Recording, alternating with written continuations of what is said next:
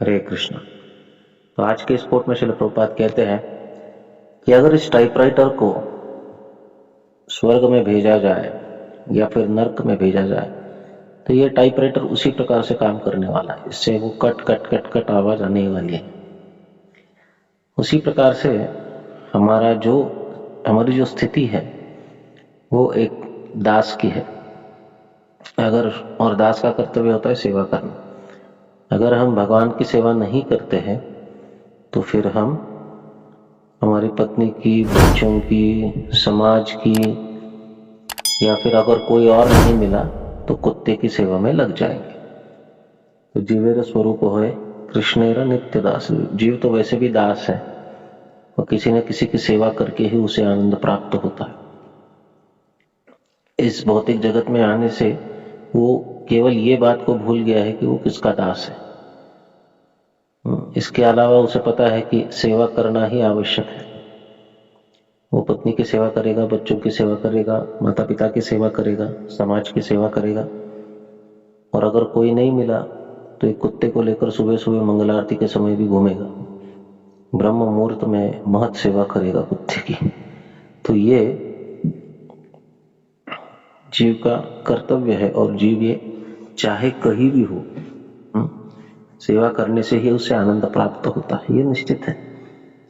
परंतु उसका सबसे बड़ा दुर्भाग्य है कि वो भूल चुका है कि मैं किसका सेवक हूं और मुझे किसकी सेवा करनी चाहिए।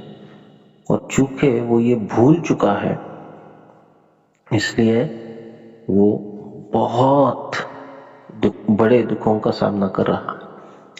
जिस समय उसे ये याद आएगा कि वो किसका सेवक है और वो अपनी सेवा को करना प्रारंभ करेगा तो ये निश्चित है कि उसे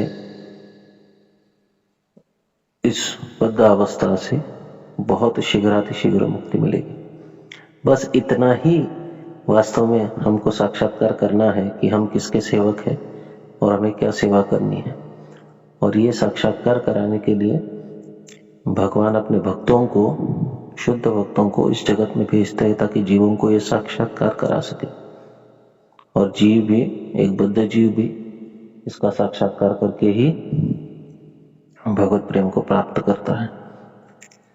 तो सेवा आवश्यक है, परंतु किसकी की जाए ये उससे अधिक आवश्यक है। जब जीव भगवान की सेवा करता है तो भगवान की कृपा से बद्ध अवस्था से वो मुक्त हो जाता है। जब माया की सेवा करता है या माया से बने संबंधों की सेवा करता है, इस शरीर के निमित्त से बने संबंधों की सेवा करता है, तो क्या होता है कि वो अधिक माया के प्रभाव में फंसता जाता है।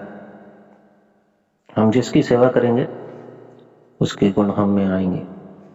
अगर हम किसी भौतिकवादी व्यक्ति की सेवा कर रहे हैं तो भौतिक और कर्मी गुण हमें निश्चित रूप से आएंगे।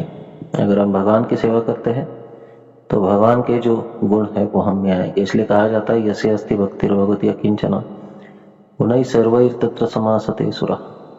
जो भगवान की भक्ति करता है उसमें देवताओं के या उनसे भी बहुत सुंदर और बढ़िया गुण उस व्यक्ति में समाहित होते हैं जो भगवान की सेवा करता है।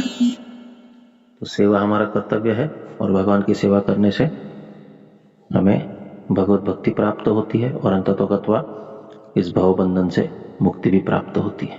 हरे कृष्ण।